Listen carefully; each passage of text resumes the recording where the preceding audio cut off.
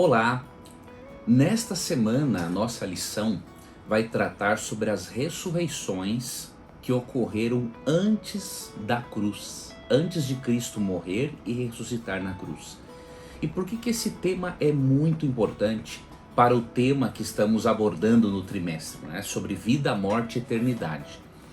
Porque estas ressurreições que existiram tanto antes da morte e ressurreição de Cristo, quanto depois da cruz, essas ressurreições provam definitivamente que não é possível ter vida fora do corpo. A noção grega, né, a dicotomia grega que divide o corpo em alma, em corpo e alma, não é? Ou a tricotomia espírita que divide corpo, alma e espírito, são visões totalmente contrárias, né, àquilo que a Bíblia apresenta da natureza humana. A Bíblia apresenta a natureza humana como sendo holística, né? Holístico do grego holos quer dizer integral. Então, o ser humano, para ter vida, todos os aspectos do ser devem estar em funcionamento, né? O físico, mental e o espiritual. Ok? Então a visão bíblica é holística, né? Então nós vamos ver que essas ressurreições que ocorreram, elas demonstram que para a pessoa voltar à vida, ela tem que ressuscitar no corpo. A Bíblia não ensina a existência de uma vida humana fora do corpo, tá? Então vamos seguir aqui no nosso estudo. Nós vemos aqui a primeira ressurreição que ocorreu antes da cruz, né, foi a ressurreição de Moisés. Quando você lê ali Deuteronômio capítulo 34, né, ali dos versos 5 a 7, a Bíblia descreve o momento em que Moisés morreu, né? E a Bíblia também descreve que o Senhor foi quem sepultou Moisés. Muito provavelmente, né, se o povo já era idólatra, imagine se o corpo de Moisés ficasse à vista, né? Imagine se a sepultura dele ficasse à vista, tá? O povo com certeza iria, de uma certa forma, idolatrar Moisés. Mas não foi só por esse motivo que Deus sepultou Moisés. Nós vamos ver aqui, especialmente no evento da transfiguração de Cristo, momento em que ele apresenta-se de uma forma gloriosa perante Pedro, Tiago e João. Neste momento nós podemos perceber, né, que Moisés realmente havia sido ressuscitado e que por isso ele permaneceu pouco tempo na sepultura. Ok? Eu vou deixar para você aqui na descrição do vídeo o link de um e-book que eu preparei já há um bom tempo sobre a ressurreição de Moisés. Ali eu refuto argumentos, né, especialmente do pastor Elias Soares, de que Moisés não ressuscitou, né? Então são argumentos assim totalmente infundados, né? E eu acho até curioso que ele fez um vídeo dizendo assim, sobre um debate que eu tive com ele na Hit TV, né? Ele disse assim, o debate que abalou o adventismo. Obviamente isso é marketing, né? Porque não abalou o adventismo coisa nenhuma, a nossa crença continua sólida e até hoje eu durmo em paz por causa daquele debate, porque obviamente a argumentação dele, né, foi totalmente infundada. Ele mais gritou do que argumentou e obviamente não tem como provar, né, biblicamente a ideia dele de que Jesus teve uma visão, né, que Moisés apareceu em visão para Jesus, uma coisa totalmente absurda e infundada, né? Mas você vai ver neste e-book, está disponível aí gratuitamente para você, você pode baixar, estudá-lo, comparar as duas argumentações e ver que a argumentação imortalista é infundada. Por que muitos imortalistas fazem questão de dizer que Moisés ou apareceu em espírito ou foi uma visão que Cristo teve de Moisés? Simples. Se nós mostrarmos que quem está no céu está com o corpo, acabou a doutrina da imortalidade da alma, né? Se nós provarmos que os poucos seres humanos que foram levados para o céu antes da segunda vinda de Cristo, né, foram levados com o corpo, acabou a doutrina da imortalidade da alma. Não tem ninguém desencarnado no céu. Ok? Então eles têm que inventar uma forma de tentar mostrar que na verdade Moisés ou apareceu em espírito ou Moisés na verdade não estava ali. Era uma visão que Jesus teve. Mas vamos para o que a Bíblia ensina e deixar de lado essas teorias absurdas, né? Bom, em primeiro lugar, aqui você pode ler sobre a transfiguração de Cristo em Mateus 17, tá? Mas eu vou ler aqui o registro de Lucas, porque em Lucas 9 nós percebemos que, além de mencionar a transfiguração de Cristo e a presença de Moisés e Elias com Cristo, nós podemos ver aqui o conteúdo da conversa entre os três, tá? Isso aqui é muito importante você analisar para você entender a posição bíblica acerca da morte e acerca da natureza humana, tá? Então vamos ler aqui Lucas, capítulo 9, a partir do versículo 28. Preste atenção, vou ler aqui, hoje eu vou usar a tradução Nova Almeida atualizada, ok?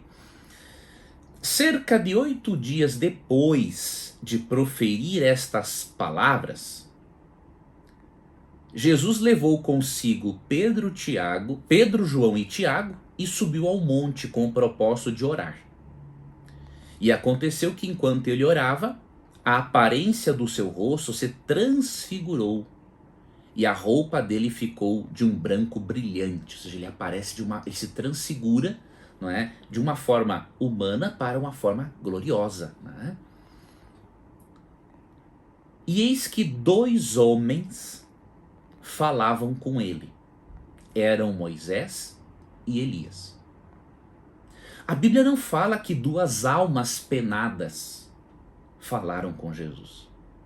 Elas falam que 2 homens falaram com Jesus, Moisés e Elias. E aqui tem um detalhe que nós devemos comentar. Muitos espíritas, irmãos espíritas sinceros, creem, né, que João Batista é a reencarnação de Elias, né? Pelo fato de Cristo dizer acerca de João Batista, este é o Elias que haveria de vir. Só que quando Cristo diz isso, né, ele está simplesmente dizendo que João Batista viria no mesmo poder e espírito profético de Elias, trazer uma mensagem de arrependimento. Ele não estava identificando os dois como sendo a mesma pessoa, pelo simples motivo de que em 2 Reis capítulo 2, né, é claro o texto em dizer que Elias foi levado vivo para o céu. Se Elias foi levado vivo, ele não poderia reencarnar em João Batista. Então, uma questão de lógica, né? Para alguém reencarnar, de acordo com a doutrina espírita, essa pessoa tem que morrer para que o espírito vá para outro corpo, tá? Como Elias foi vivo para o céu, é óbvio que ele não reencarnou em João Batista. É um absurdo, né? Crer de forma diferente daquilo que a Bíblia ensina. Eu não posso interpretar a Bíblia do jeito que eu quero. Eu tenho que permitir que o autor inspirado fale aquilo que ele pretendia falar a mim, né? Então Elias, de acordo com 2 Reis capítulo 2, foi vivo para o céu, então não reencarnou em hipótese alguma.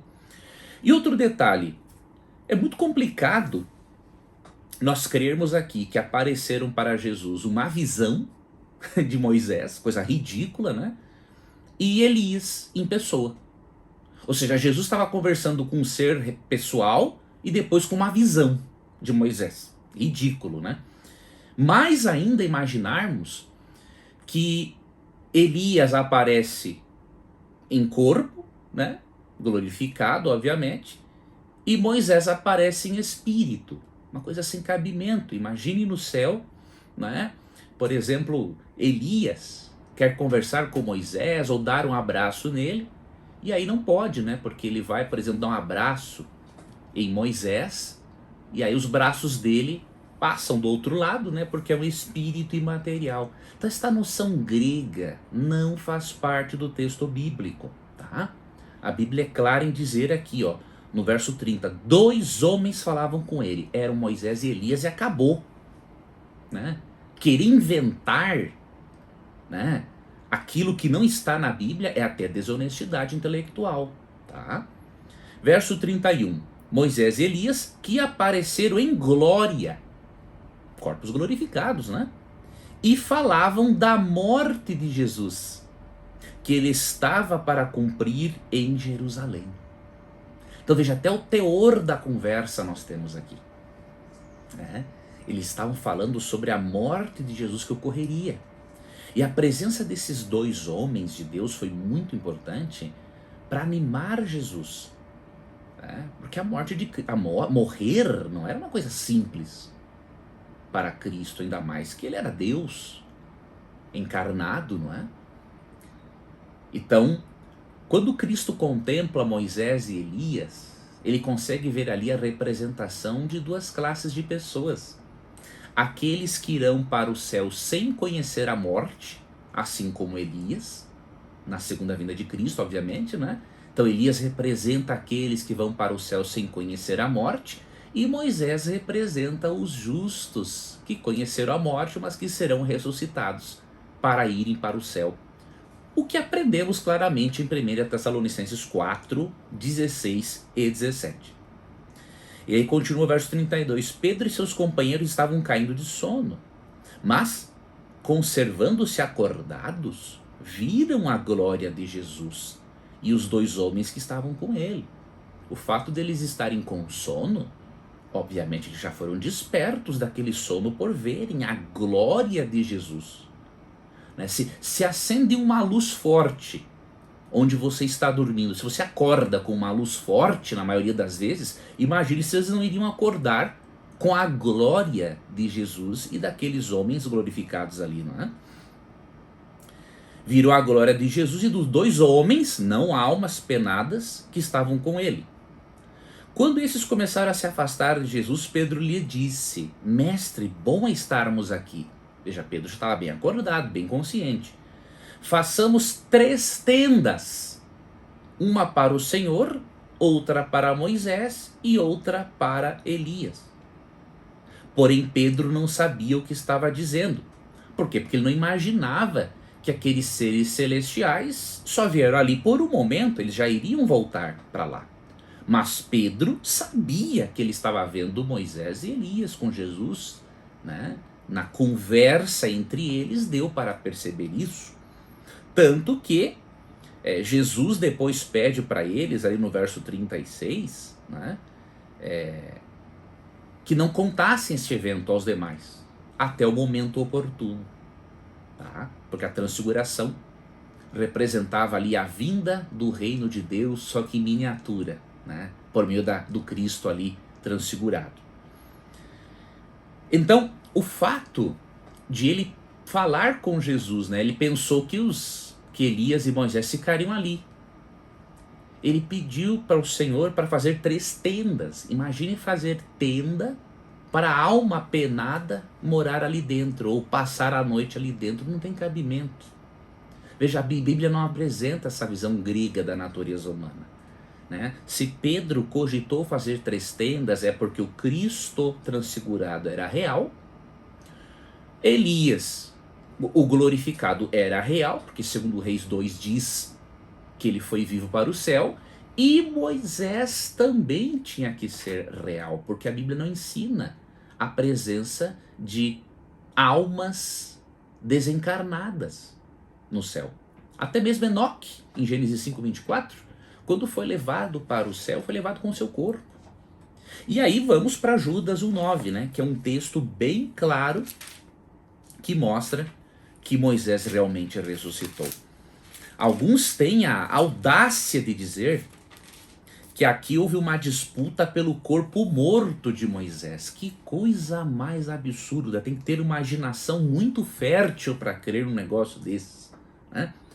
Imagine Deus brigando, né, disputando com o diabo um corpo morto que ia entrar em decomposição, sendo que Deus nem depende de matéria pré-existente para recriar alguém. E sendo que ele criou o ser humano do pó da terra, como diz Gênesis 1, não é? 26 e 27, ele poderia recriar Moisés do pó da terra quando ele quisesse. Então a disputa não era simplesmente por um corpo morto. Havia algo muito mais sério em questão. Então, no verso 9 diz assim, ó, contudo, nem mesmo o arcanjo Miguel, quando entrou em conflito com o diabo e discutia a respeito do corpo de Moisés, ousou pronunciar sentença difamatória contra ele. Pelo contrário, disse, o Senhor repreenda você. Esse termo aqui, ó, quando diz que ele entrou em conflito com o diabo e discutia a respeito do corpo de Moisés, em outras traduções está a palavra disputa, tá? Esta palavra grega, ela tem um significado de uma disputa judicial, uma coisa legal, tá? Então, era a legalidade da ressurreição ou não de Moisés que estava em jogo. Por quê? Moisés era um pecador. O diabo tinha aqui um argumento judicial para alegar o seguinte: ele não pode ser ressuscitado. Como que ele vai ser ressuscitado se ele é pecador? Só que ali, Cristo não fez questão de se rebaixar, porque Cristo é um Deus de classe, de se rebaixar e entrar naquela acusação difamatória de Satanás. Só falou assim, ó, que o Senhor, que Deus Pai te repreenda. Depois você vai entender por que eu estou fazendo isso. E realmente, quando Cristo morre na cruz e ressuscita, ele garante definitivamente o direito de Moisés permanecer no céu, assim como Enoque e assim como Elias. Se Cristo tivesse desistido no jardim do Getsemane de morrer pelo ser humano, essas 3 pessoas teriam que descer e morrer para sempre, tá? Então, nós vemos aqui claramente que na transfiguração de Jesus apareceram para ele Elias, que havia sido levado vivo para o céu, ou seja, não reencarnou em João Batista, e Moisés, que ressuscitou, tanto pelo relato de Lucas 9, 28 a 36, né, quanto Mateus 17, 1 a 9, e por Judas, capítulo 1, versículo 9, tá, ok? Mais informações pode ver ali no e-book que eu deixei disponível para você, ok? Outro detalhe, a Bíblia menciona depois outras ressurreições que existiram antes da ressurreição de Cristo, tá? Você vai para 1 Reis 17, 8 a 24 e você vê a ressurreição de um filho, filho de uma viúva de uma região chamada Sarepta, tá? Ela era uma cidade fora de Jerusalém. E esta viúva era fenícia. Ela era pagã. Porém, ela era sincera na sua busca por Deus, né?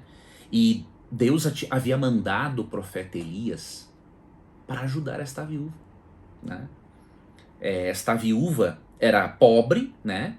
E ela estava prestes a cozinhar a última refeição para ela e o filho. E aí eles iriam morrer de fome, porque a terra estava passando por uma grande seca por causa da punição de Deus sobre os pecados, né, do rei Acabe, Jezabel e de todas aquelas nações, né, que faziam barbaridades.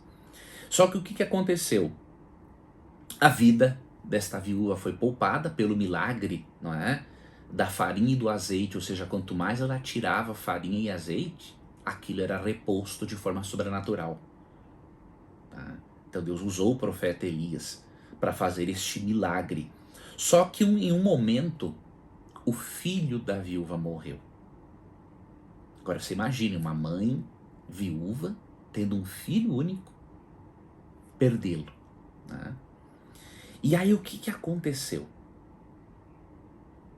Elias, quando passa por ali, né, ele fica sabendo da situação e Elias fica muito comovido. E Elias orou a Deus para que este menino voltasse a viver.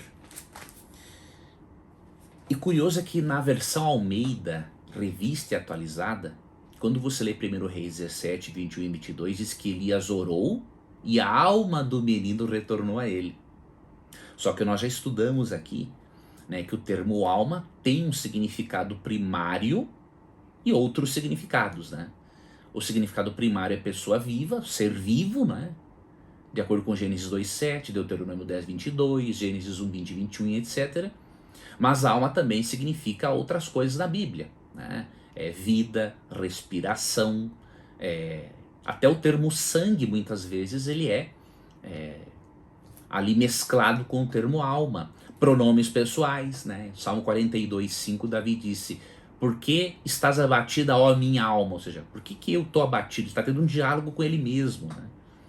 Então, só que a nova Almeida atualizada tá de parabéns porque ela corrigiu, diríamos assim, essa tradução aqui em 1 Reis 17, estando em harmonia com outras traduções, como, por exemplo, na versão transformadora, tradução ecumênica da Bíblia, né?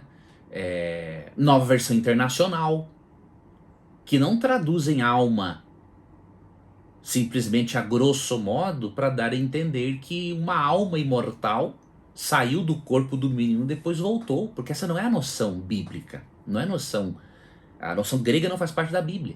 E a Nova Almeida atualizada, em vez de usar o termo alma, né, agora sim, né, diz o seguinte, ó, versos 21 e 22, e estendendo-se 3 vezes sobre o menino, né, Elias se estendeu sobre o menino para aquecer, né, aquele corpo que estava frio, né, e sem vida, e estendendo-se 3 vezes sobre o menino, clamou ao Senhor e disse: ó Senhor meu Deus, peço-te que restituas a vida a este menino. O Senhor atendeu a voz de Elias, a vida foi restituída ao menino e ele reviveu. Imagine a alegria daquela mãe em rever um filho que havia sido tirado dela por causa da morte. E aqui a palavra alma foi devidamente traduzida por vida, né? Pena que em Gênesis 35:18 eles não corrigiram isso, né? Lá quando fala que a alma de Raquel voltou nela, continua da mesma forma. Mas outras traduções, né, já não traduzem Gênesis 35:18 e nem 1 Reis 17, 21 e 22 como alma. Porque mais confunde as pessoas do que ajuda. Porque ali nesses textos há o sentido secundário para alma, ou terciário e por aí vai, são vários sentidos, né? Por exemplo, enquanto a Nova Almeida atualizada traduz, não é, por vida, o termo aqui em 1 Reis 17, a TEB, né, a tradução ecumênica da Bíblia, que é bem aceita no meu acadêmico, ela traduz assim, ó, Elias estendeu-se 3 vezes sobre o menino e invocou o Senhor dizendo: Senhor meu Deus, que a respiração deste menino volte a ele. O Senhor ouviu a voz de Elias e a respiração do menino voltou e ele viveu. Então essa tradução aqui, Almeida, a Nova Almeida atualizada traduz por vida, o termo alma, não é? Nefesh, no hebraico. E a tradução ecumênica traduz por respiração, porque também pode ser traduzido dessa forma. Tá? A NVT, vamos ver aqui a nova versão transformadora, tá? Que também é uma tradução muito boa. Em seguida Elias se deitou sobre o menino 3 vezes e clamou ao Senhor: ó Senhor meu Deus, por favor permite que a vida volte a este menino. O Senhor ouviu a oração de Elias e o menino voltou a viver. Então, assim como a Nova Almeida atualizada, a nova versão transformadora traduz alma por vida. Ok? Vamos ver aqui mais uma tradução? A nova versão internacional. Tá? Como que ela traduz o termo alma em 1 Reis 17, 21 e 22. Em seguida Elias se deitou sobre o menino 3 vezes e clamou ao Senhor: ó Senhor meu Deus, por favor permite que a vida volte a este menino. O Senhor ouviu a oração de Elias e o menino voltou a viver. Então vimos aqui 3 traduções: Nova Almeida atualizada, Nova Versão Transformadora e Nova Versão Internacional, que traduz o termo alma em 1 Reis 17, 21 e 22 por vida. Porque é um dos significados de alma na Bíblia. E a tradução ecumênica traduz por respiração, porque também é uma tradução possível. Agora é impossível a tradução, por exemplo, que o termo alma signifique algo uma entidade consciente que sobrevive fora do corpo, porque este não é o pensamento bíblico, ok? Não é o pensamento bíblico, tá?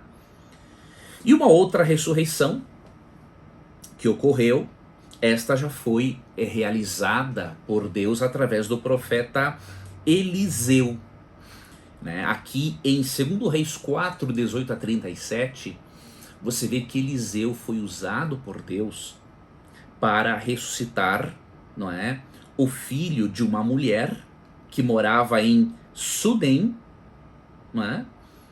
E esta mulher, ela era uma mulher rica e que não tinha filhos. E aí Eliseu profetizou que ela seria mãe, ela foi mãe, não é?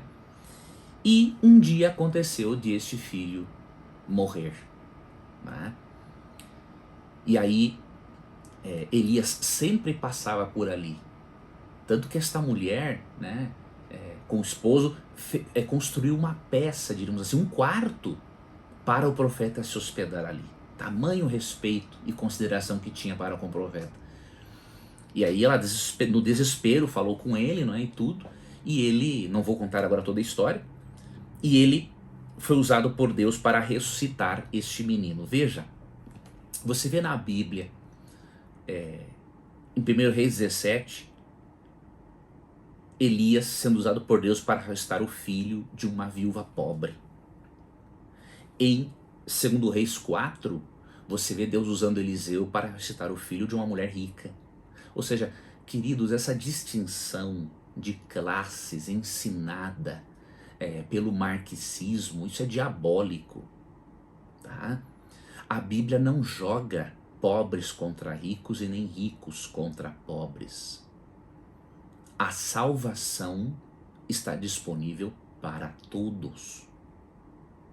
João 3,16 diz que Deus amou ao mundo de tal maneira. Gálatas 3, 27 a 29 diz que em Cristo não há judeu, não há grego, não há homem, não há mulher, não há escravo, não há livre, ou seja, não há essa separação de classes, diríamos assim. Tá? Em torno da cruz, todos aqueles que aceitam a Jesus, de acordo com Gálatas 3, 27 a 29, são descendentes espirituais de Abraão. Então você vê que o milagre da ressurreição foi feito tanto para pessoas humildes quanto para pessoas mais abastadas. Porque Deus não olha para a quantidade de dinheiro da pessoa, Deus olha para o coração. Óbvio que Cristo falou que é difícil com que muitos ricos se salvem porque eles gostam mais do dinheiro do que de Deus. Mas no próprio contexto de Mateus 19, Cristo fala: os impossíveis dos homens são possíveis para Deus. O fato de ser difícil não quer dizer que é impossível para Deus salvar um rico.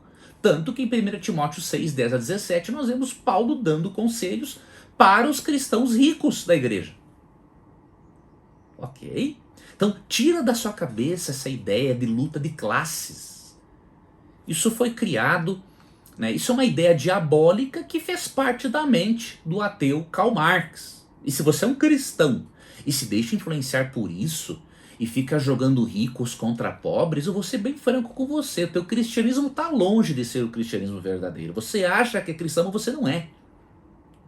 Porque a Bíblia não faz essa separação.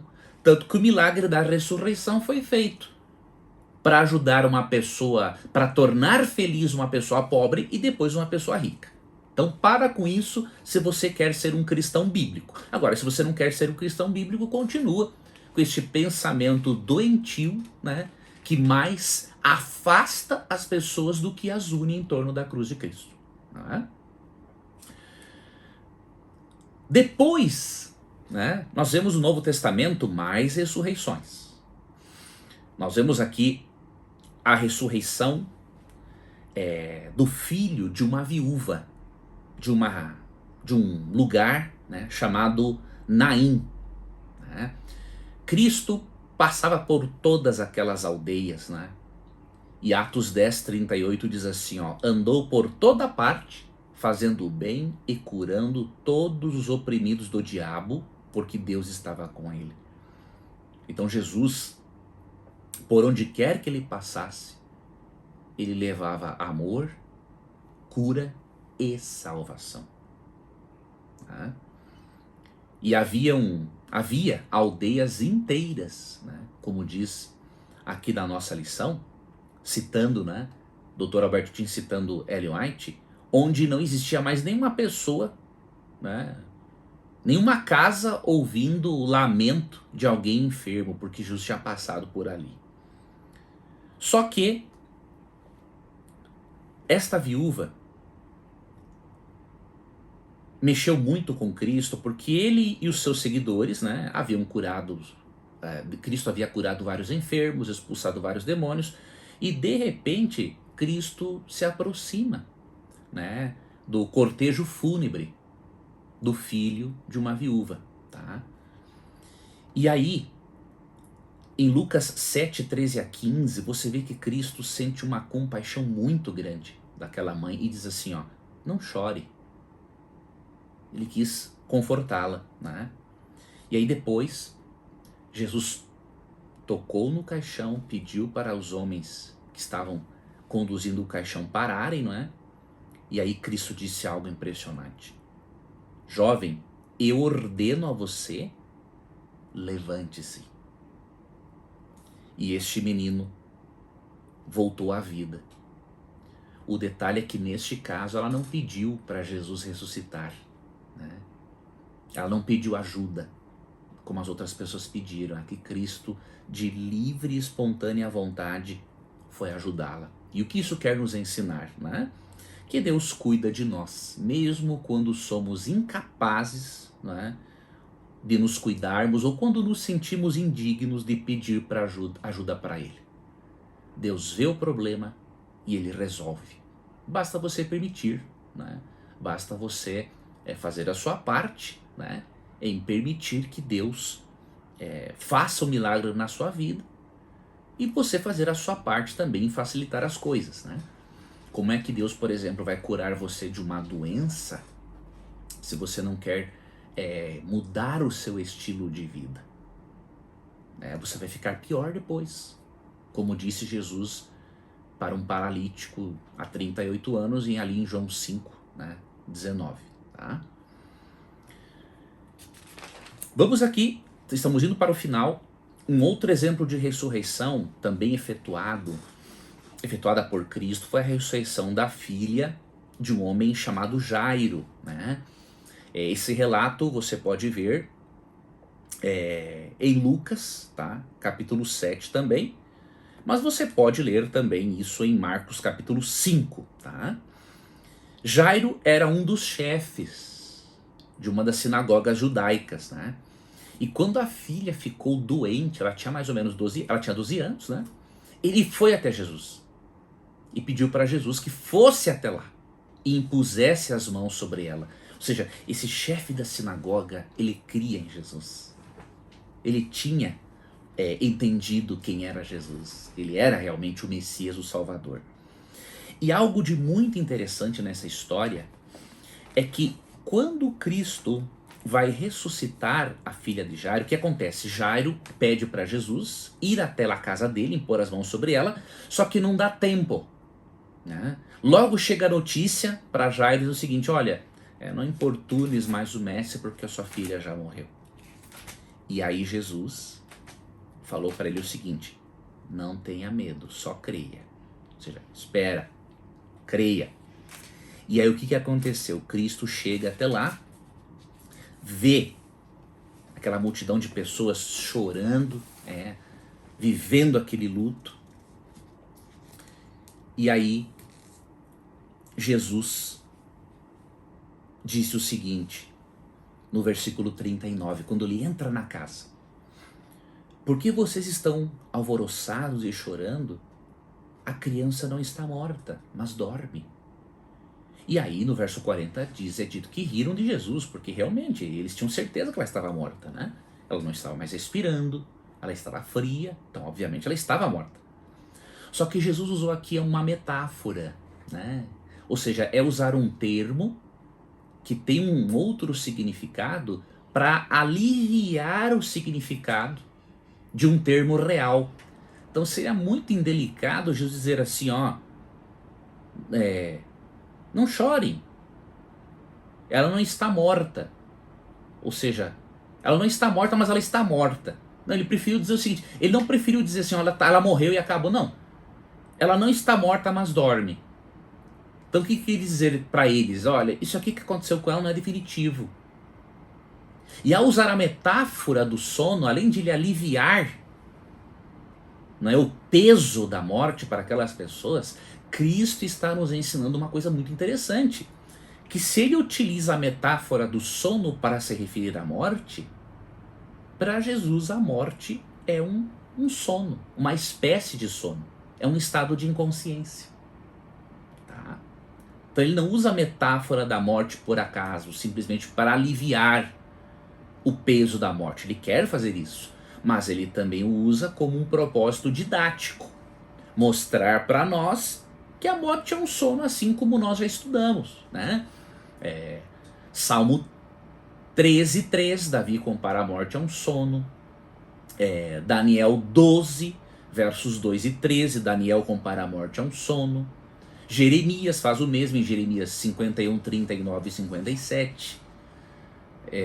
Paulo, em 1 Coríntios 15, 23, 1 Tessalonicenses 4, 13, e o próprio Cristo. Né? E aí, Cristo leva o pai e a mãe juntamente com Pedro, Tiago e João, e ele fala em aramaico, não é? No verso 41, quando ele pega a criança pela mão, ele diz assim, Talitá cumi, né? Que ele fala aqui em aramaico, que quer dizer, menina, eu digo a você, levante-se. E imediatamente a menina, que tinha 12 anos, se levantou e começou a andar. Então todos ficaram muito admirados. Então você percebe, Jesus aqui na ressurreição desta menina, ele faz questão de usar a metáfora do sono para mostrar que a morte é um sono. Agora você percebe uma coisa aqui curiosa? Até agora, com exceção de Moisés, as pessoas que foram ressuscitadas eram filhos. Moisés também era, obviamente, mas ele já não tinha seus pais vivos, ou seja, os pais de Moisés não tiveram a dor de perderem um filho, de ter de enterrar um filho.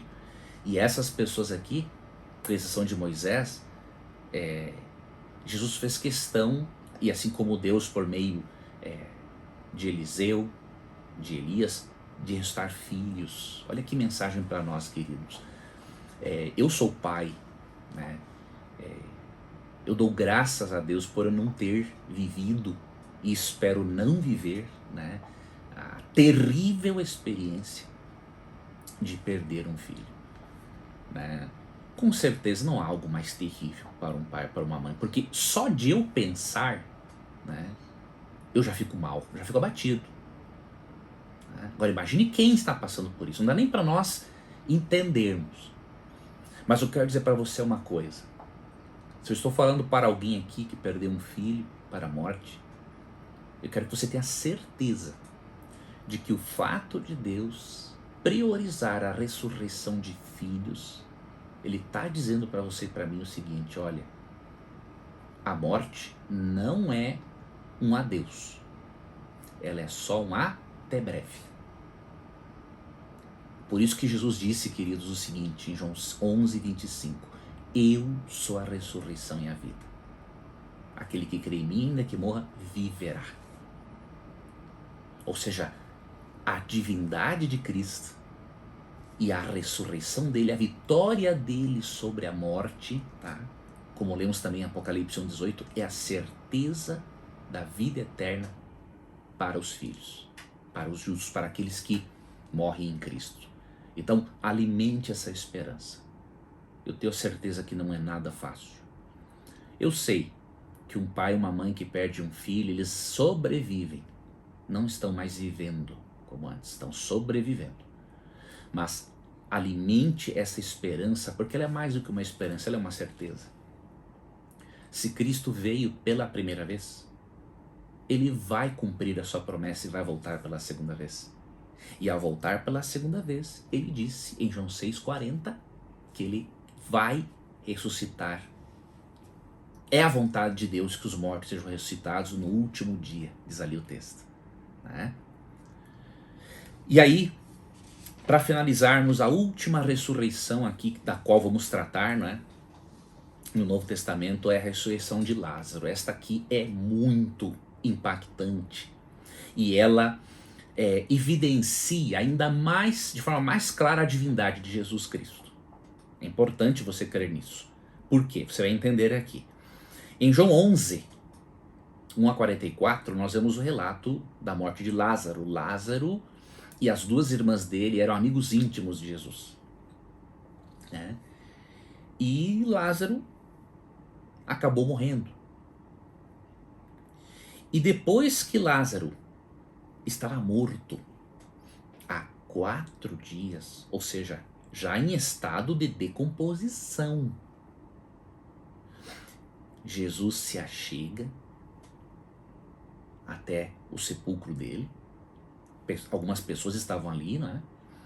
Porque sabiam que Cristo viria até ali. Cristo se comove muito, né, com a morte do amigo. E obviamente ele contempla também ali a desgraça da morte, né, que chegou até a humanidade, que continuaria por causa do pecado, né? E aí Cristo, mesmo Lázaro em decomposição, ele diz para Lázaro, né, em João 1:43, Lázaro, venha para fora. Interessante, Cristo não disse Lázaro, desce, né?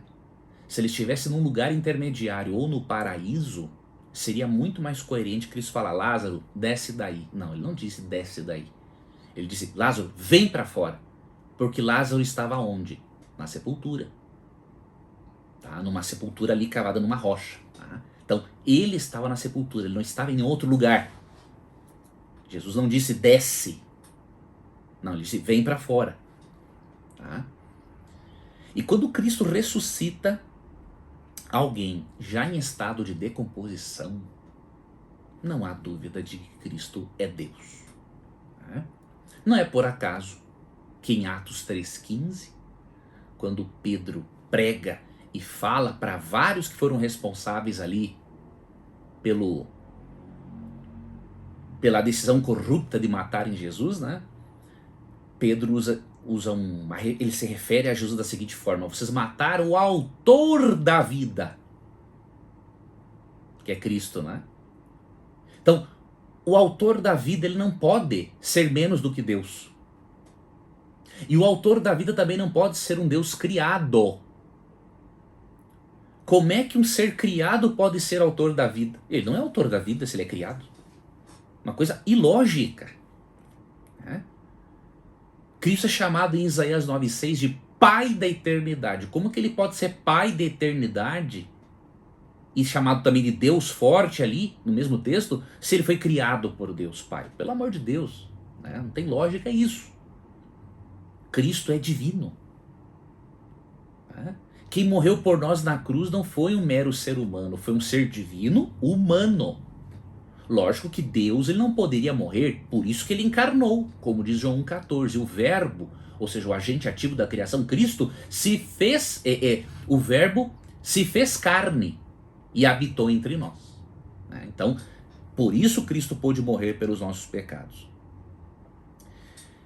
E a ressurreição de Lázaro, né, é uma evidência claríssima da divindade de Jesus Cristo.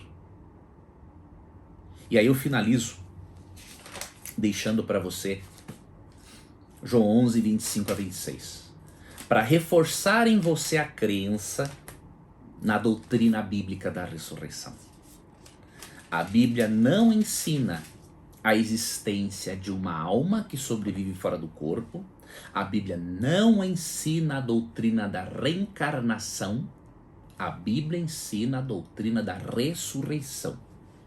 A solução de Deus para o inimigo chamado morte é a ressurreição, não é a reencarnação e também não é a existência de uma alma desincorporada. Tá? Allan Kardec disse que ressurreição, né, é sinônimo de reencarnação, um absurdo. Tá? Não estou questionando a inteligência de Allan Kardec, né, o pai do espiritismo moderno. Ele era um físico, era uma pessoa muito inteligente. Só que ele ali distorceu o texto bíblico. Não sei se por intenção ou não, isso eu não posso avaliar, né? Mas ressurreição e reencarnação, a diferença é como da água para o fogo, diríamos assim. Porque ressurreição ocorre no mesmo corpo, reencarnação em vários corpos, né? Não tem como harmonizar as duas coisas. É impossível, tá? Então a Bíblia não ensina essas coisas. O que a Bíblia quer é que você creia e apegue-se a esta certeza de João 11, 25 e 26.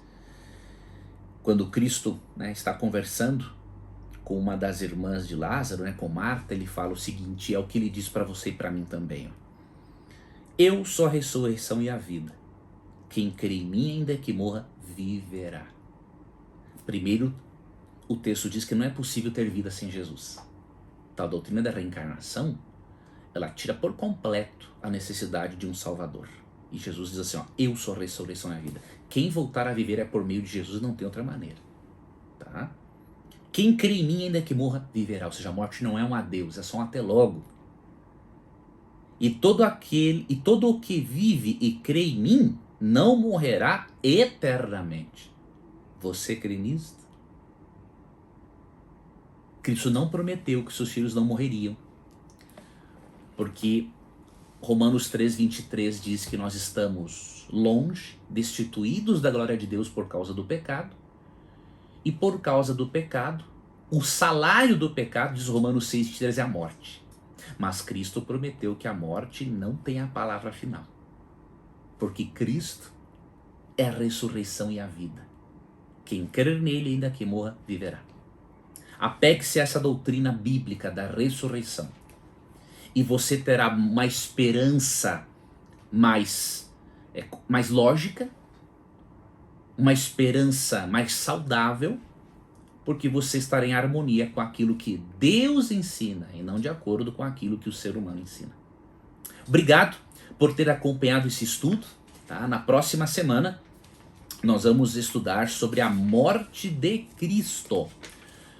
Por que a morte de Cristo garantiu, né, o direito de aquele que crer nele possa também ser ressuscitado, possa ter a vida eterna. Será importante você acompanhar o estudo da semana que vem. Vá aqui na descrição do vídeo, tá? Inscreva-se no canal, ative as notificações, compartilhe esse conteúdo com outras pessoas, comente, né? Coloque aqui as suas dúvidas, os seus questionamentos, as suas discordâncias. Tudo com educação é muito bem-vindo. Tá? Você pode discordar de mim, não tem problema nenhum, mas sempre o faça com educação. Né? Isso é o mínimo que um cristão deve de ter. E se não é um cristão, é o mínimo que o cidadão tem de ter, é educação. Né? Pode discordar, cite textos que você quiser para tentar dizer que eu ensinei aqui algo de errado, mas vamos fazer isso com respeito, né? Vamos trocar ideias, vamos aprender juntos. Tá? E lembre-se da descrição do vídeo e fazer o download do e-book sobre a ressurreição de Moisés, tá bom? Que Deus te guarde, um feliz sábado, um ótimo final de semana e que você tenha uma feliz semana que se inicia com a graça de Deus.